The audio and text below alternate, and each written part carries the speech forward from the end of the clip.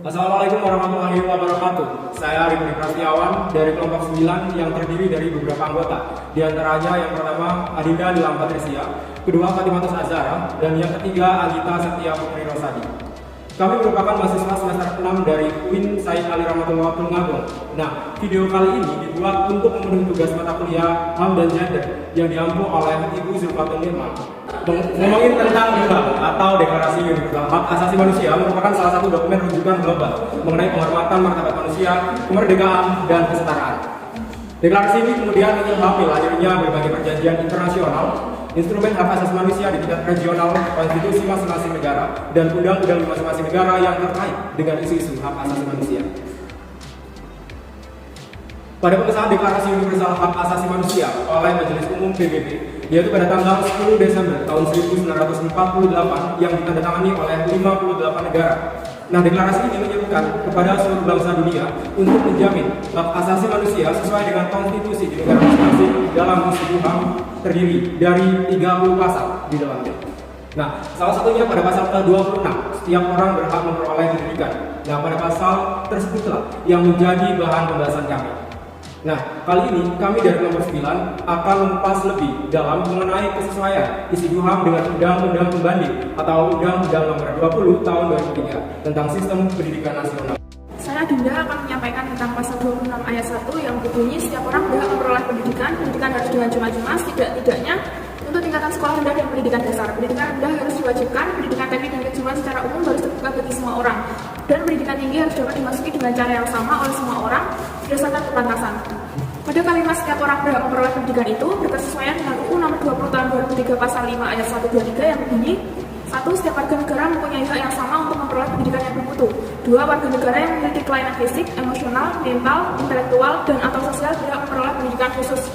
Yang ketiga, warga negara di daerah terpencil atau terbelakang serta masyarakat adat yang terpencil berhak memperoleh pendidikan layanan khusus. Lalu pada bagian setidak-tidaknya untuk tingkatan sekolah rendah dan pendidikan dasar itu berkesesuaian dengan UU Nomor 20 Tahun 2003 Pasal 6 Ayat 1 yang berbunyi setiap warga negara yang berusia 7 sampai dengan 15 tahun wajib mengikuti pendidikan dasar. Selanjutnya pada kalimat pendidikan harus dengan cuma-cuma, setidak-tidaknya untuk tingkatan sekolah rendah dan pendidikan dasar.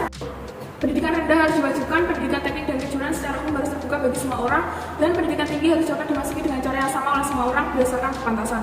Itu berkesesuaian dengan UU Nomor 20 Tahun 2003 Pasal 17, 18, 19, yaitu Pasal 17 yang berbunyi pendidikan dasar merupakan jenjang pendidikan yang melandasi jenjang pendidikan menengah.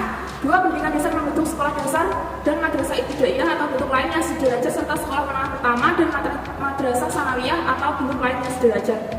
Pasal 18 berbunyi: 1. Pendidikan menengah merupakan lanjutan pendidikan dasar. 2. Pendidikan menengah terdiri atas pendidikan menengah umum dan pendidikan menengah kejuruan.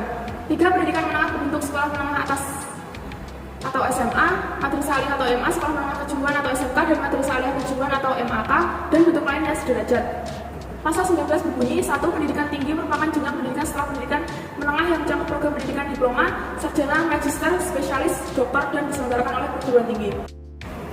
Selanjutnya yaitu bagian kedua pasal 26 Deklarasi Universal Hak Asasi Manusia atau HAM, yaitu pasal tentang sistem pendidikan, bahwa pendidikan harus ditujukan ke arah perkembangan pribadi yang seluas-luasnya serta untuk mempertemukan penghargaan terhadap hak asasi manusia dan kebebasan-kebebasan dasar. Pendidikan harus menggalakkan saling pengertian, toleransi, dan persahabatan di antara semua bangsa, kelompok ras maupun agama, serta harus memajukan kegiatan perserikatan bangsa-bangsa dalam memelihara perdamaian.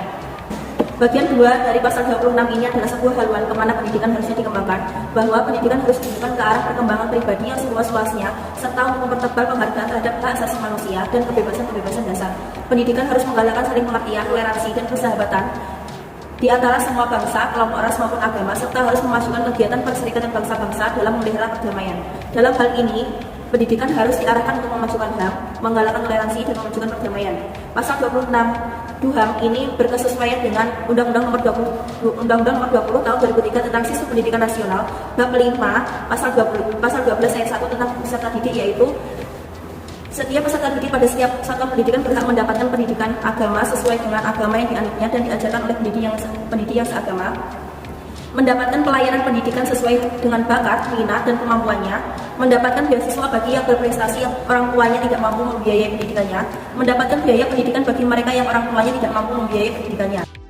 Selanjutnya, pasal 26 tentang HAM ini juga berkesesuaian dengan Bab 17 bagian kedua tentang pendidikan berbasis masyarakat pasal 55 ayat 1 bahwa masyarakat berhak menyelenggarakan pendidikan berbasis masyarakat pada pendidikan formal dan non formal sesuai dengan kekhasan agama, lingkungan sosial dan budaya untuk kepentingan masyarakat. Pada pasal 26 ayat 3 berbunyi, orang tua mempunyai hak utama dalam memilih jenis pendidikan yang akan diberikan kepada anak-anak mereka.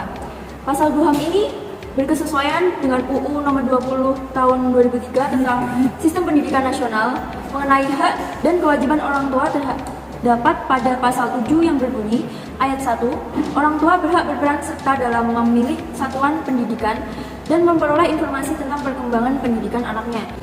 Ayat 2, orang tua dari anak usia wajib belajar berkewajiban memberikan pendidikan dasar kepada anaknya. Kita pahami mengenai isi KUHP dan Undang-Undang Nomor 20 Tahun 2003 tentang Sistem Pendidikan Nasional terdapat keselarasan di dalamnya, sehingga dapat kami simpulkan bahwa pendidikan merupakan hak yang harus didapatkan oleh seluruh rakyat Indonesia. Negara menjamin setiap warga negaranya mendapatkan pendidikan yang layak. Kewajiban negara terhadap warga negara dalam bidang pendidikan memiliki dasar lebih esensial karena juga menjadi tujuan dari adanya Negara Kesatuan Republik Indonesia.